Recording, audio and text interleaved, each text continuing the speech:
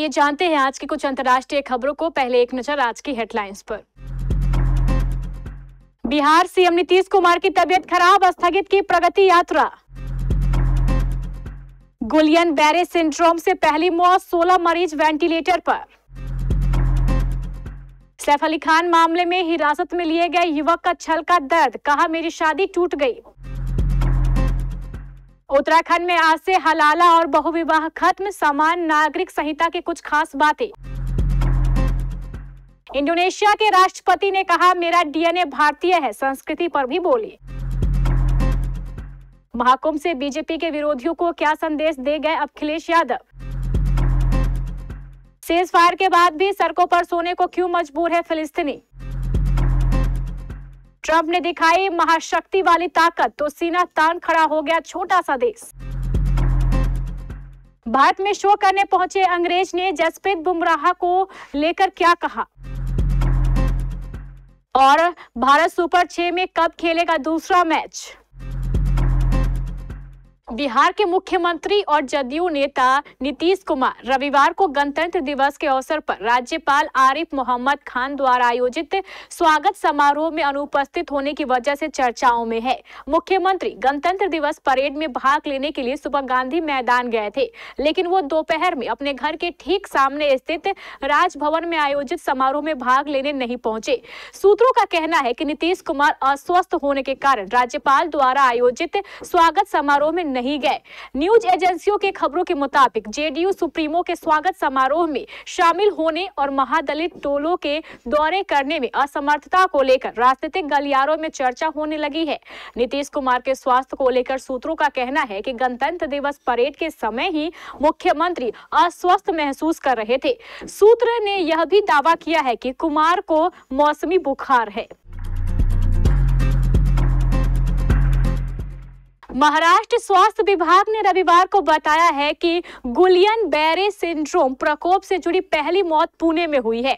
28 और लोगों को संक्रमित पाया गया है, जिसके बाद अब तक 101 लोग इस बीमारी से पीड़ित हैं। एक रिपोर्ट में कहा गया है कि संदिग्ध जीबीएस मौत सोलापुर में हुई है, लेकिन विस्तृत जानकारी नहीं दी गई है। इस दुर्लभ बीमारी से पीड़ित 16 मरीज इस समय वेंटिलेटर सपोर्ट पर है। लक्षणों वाले लगभग 19 लोग 9 साल से कम उम्र के हैं, जबकि 50 से 80 आयु वर्ग के 23 मामले हैं।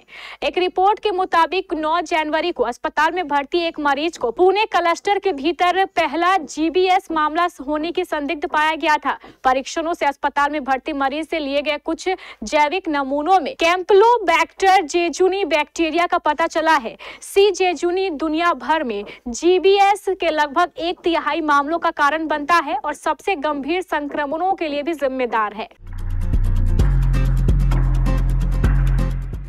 मुंबई में बॉलीवुड एक्टर अभिनेता सैफ अली खान पर हुए हमले के मामले में संदिग्ध के तौर पर छत्तीसगढ़ के दुर्ग में हिरासत में लिए गए शख्स आकाश कनौजिया का दर्द छलका है। साथ ही उन्होंने इंसाफ की मांग की है। आकाश ने रविवार को कहा है कि पुलिस कार्रवाई के बाद उसका जीवन पूरी तरह अस्त व्यस्त हो गया है। उसके पास कोई नौकरी नहीं है और परिवार को बदनामी का सामना करना पड़ रहा है। दरअसल मुंबई पुलिस से मिली सूचना के बाद रेलवे सुरक्षा बल ने 18 जनवरी को दुर्ग स्टेशन पर मुंबई लोकमान्य तिलक टर्मिनल कोलकाता सीलामार ज्ञानेश्वरी एक्सप्रेस से आकाश कनौजिया को हिरासत में लिया था, जो एक ड्राइवर है। 19 जनवरी की सुबह मुंबई पुलिस ने पड़ोसी थाने से बांग्लादेशी नागरिक शरीफुल इस्लाम शहजाद मोहम्मद रोहिला आमीन फरीक उर्फ विजय दास को गिरफ्तार किया था, जिसके बाद दुर्ग आरपीएफ ने कनौजिया को छोड़ दिया था। लेकिन इस घटना के बाद से कनौजिया पर मुसीबतों का पहाड़ टूट पड़ा है। न सिर्फ उसकी शादी टूट चुकी है, बल्कि जो पड़ोसी है या आसपास के लोग हैं उसके परिवार को परेशान भी करते हैं, जिसके कारण आजकल कनौजिया बेहद परेशान है। उत्तराखंड में आज से यानी सोमवार से समान नागरिक संहिता लागू हो जाएगी। इसके साथ ही यह भारत का पहला राज्य होगा जहां यह कानून प्रभावी होगा। मुख्यमंत्री पुष्कर सिंह धामी ने कहा है कि इस कानून को लेकर सारी तैयारियां पूरी हो चुकी है। अब प्रदेश में लिंग, जाति या धर्म के आधार पर कोई भेदभाव नहीं होगा। इसके साथ ही आज से प्रदेश में हलाला से लेकर बहुविवाह तक सब खत्म हो जाएगा।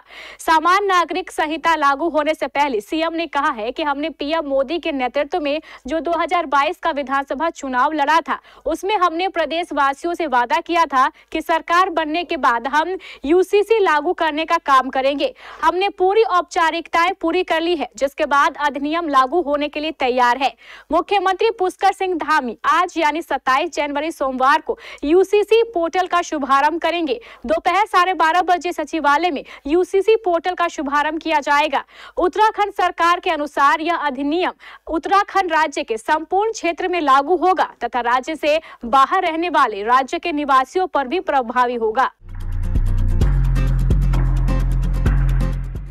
इंडोनेशिया के राष्ट्रपति प्राबोवो सुबियांतो का भारत दौरा खत्म हो चुका है और वह मलेशिया पहुंच चुके हैं, लेकिन उनके भारत दौरे की खासी चर्चा है।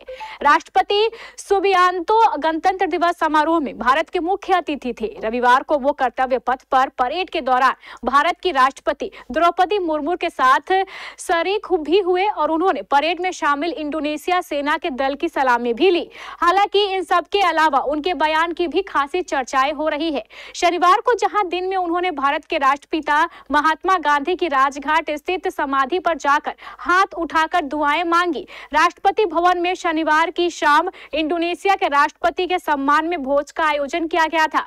इस दौरान खाने की टेबल पर देश के शीर्ष राजनेताओं समेत राष्ट्रपति और प्रधानमंत्री भी बैठे थे। तभी खाने से पहले इंडोनेशिया के राष्ट्रपति प्राबोवो सुबियांतो ने खड़े होकर अपने भारतीय डीएनए की बात कही। राष्ट्रपति भवन ने रविवार को इंडोनेशिया के राष्ट्रपति के सम्मान में दिए गए भोज का वीडियो यूट्यूब पर जारी किया है, जिसमें सुबियांतो अपनी बात कह रहे हैं। समाजवादी पार्टी प्रमुख अखिलेश यादव ने रविवार को महाकुंभ में जाकर पवित्र डुबकी लगाई और उन्होंने बीजेपी पर जमकर हमला बोला। सपा प्रमुख रविवार की सुबह करीब 12 बजे प्रयागराज एयरपोर्ट पहुंचे और वहां से सीधे संगम में जाकर डुबकी लगाई। इसके बाद उन्होंने बीजेपी पर जमकर जुबानी हमले भी किए। हालांकि इसे विपक्ष के लिए संदेश के तौर पर भी देखा जा रहा है। अखिलेश यादव ने पवित्र स्नान करने के बाद कहा, मैं आज महाकुंभ में स्नान करने जा रहा हूँ। मैंने 11 डुबकियां लगाई है। आज महाकुंभ का सकारात्मक संदेश होना चाहिए। मैंने पहले हरिद्वार में स्नान किया था और आज मुझे संगम में स्नान करने का मौका मिला है। हमारा संकल्प यही है कि सद्भावना और सहनशीलता बनी रहे और स्नान सहनशीलता के साथ होना चाहिए।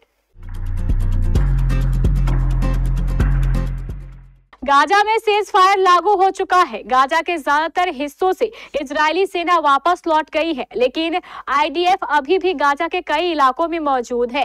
सीज फायर समझौते के तहत हमास ने दूसरे फेज में 4 इजरायली बंधकों को रिहा किया था, जिसके बाद इजराइल ने भी 200 फिलिस्तीनियों को रिहा किया था। इस रिहाई के बाद इजराइल अपने वादे से पीछे हट गया और उसने उत्तरी गाजा में इजरायली सैनिकों को तैनात कर दिया और ऐलान किया कि जब तक हमास इजरायली कैदी अब्रेल यहूदी को रिहा नहीं कर देता, तब तक वह किसी भी फिलिस्तीनी को उत्तरी गाजा में जाने की इजाजत नहीं देगा।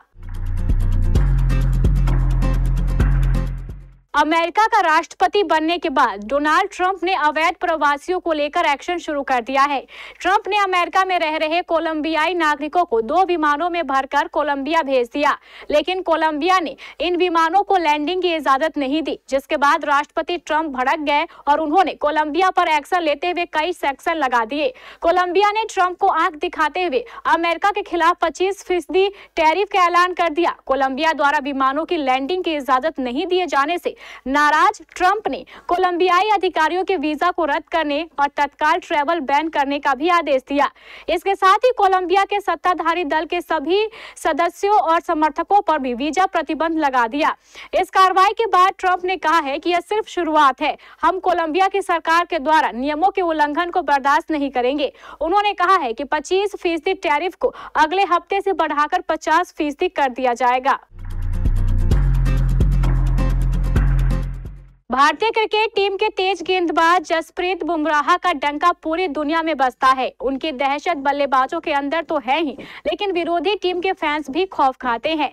पॉपुलर बैंड कोल्डप्ले के लीड सिंगर क्रिस मार्टिन ने भारत में अपने कॉन्सर्ट के दौरान भारतीय टेस्ट उप कप्तान जसप्रीत बुमराह को समर्पित करते हुए एक खास गाना गाया। रविवार को अहमदाबाद में हुए शो में उन्होंने ये गाना गाया, जिसे सुनने खुद बुमराह मौजूद थे। भारत में कोल्डप्ले के कॉन्सर्ट को लेकर बड़ा बवाल हुआ है। काफी वक्त से इसे लेकर चर्चा की जा रही थी। रविवार को नरेंद्र मोदी स्टेडियम में 1 लाख से ज्यादा दर्शकों के सामने इस बैंड ने परफॉर्म किया। यहाँ टीम इंडिया के स्टार गेंदबाज जसप्रीत बुमराह को लेकर बैंड के लीड सिंगर ने तारीफों के पुल बांधते हुए खास गाना गाया। जैसे ही सिंगर क्रिस मार्टिन ने जसप्रीत का नाम लिया तो उनका रिएक्शन कैमरे में कैद हो गया। भारत अंडर 19 महिला T20 वर्ल्ड कप में अपने अजय अभियान को बरकरार रखना चाहती है। टीम इंडिया ने सुपर 6 के अपने पहले मैच में बांग्लादेश को 8 विकेट से हरा दिया। टीम इंडिया को सुपर 6 में एक और मैच खेलना है। ये मैच स्कॉटलैंड से होगा। भारत सुपर 6 के अपने दूसरे मैच को जीतकर सेमीफाइनल में पहुंच जाएगा। ग्रुप ए और ग्रुप 2 के शीर्ष की 2 टीमें सेमीफाइनल में पहुंचेंगी। भारत ने टूर्नामेंट में अभी तक कोई मैच नहीं गंवाया है। खिताब की प्रबल दावेदार भारतीय टीम लगातार जीत कर अपनी बादशाह टूर्नामेंट में बनाए हुए हैं। जिस लय में भारतीय टीम इस समय है, उसे देखकर ऐसा कहा जा सकता है कि टीम को सेमीफाइनल में पहुंचने से कोई नहीं रोक सकता। भारतीय टीम 19 महिला T20 वर्ल्ड कप में सुपर 6 के अपने दूसरे और आखिरी मैच में स्कॉटलैंड से कल मंगलवार को भिड़ेगी। यह मैच कुलालंगपुर में भारतीय समय के मुताबिक दोपहर 12 बजे खेला जाएगा।